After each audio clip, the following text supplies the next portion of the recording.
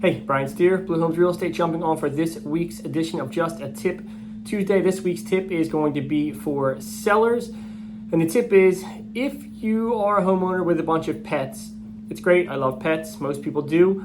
However, when you're getting ready to list your home, you really need to take a step back, look around your home, and do the best you can to make it look like you don't have so many pets when people are going to come through to tour it. And what I mean by that is, make sure there's not litter boxes out laying around in the wide open. Make sure there's not dirty litter boxes that smell. Make sure you don't have a dog bed that is smelly from wet dog, and different things like that around the house that can be off-putting to buyers, because not everyone likes pets and not everyone is used to seeing and smelling those sorts of things.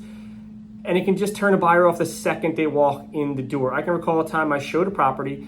This has happened more than once, but one time specifically, we walked through the door and it was just a really strong pet odor. It wasn't like a bad smell, it was just dogs. It just smelled like dogs.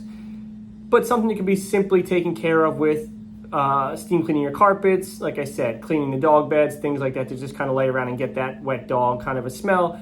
And it immediately turned my buyers off, and they didn't really want to tour the house. They walked around, but they didn't really look at it with an open mind because of the smell, even though the smell was something you could simply get rid of.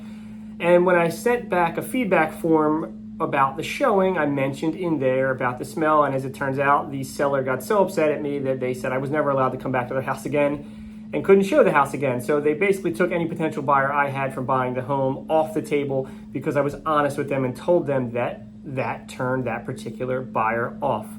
And you just don't want that to happen. It's super simple. Everybody has pets. You love your pets. It's great. But just try to clean up as much as you can before buyers come. And again, if you have things like litter boxes, make sure they're clean. Put them away somewhere where they're not sitting out in the open, maybe where you usually keep them. Do the best you can to make the experience for the potential buyer as best as possible, and it's going to be the best chance to sell your home quickly and for the most amount of money. That's it, guys, for this week. So once again, Brian Steer, Blue Homes Real Estate. Thanks for watching this week's Just a Tip Tuesday, and we'll catch you next week.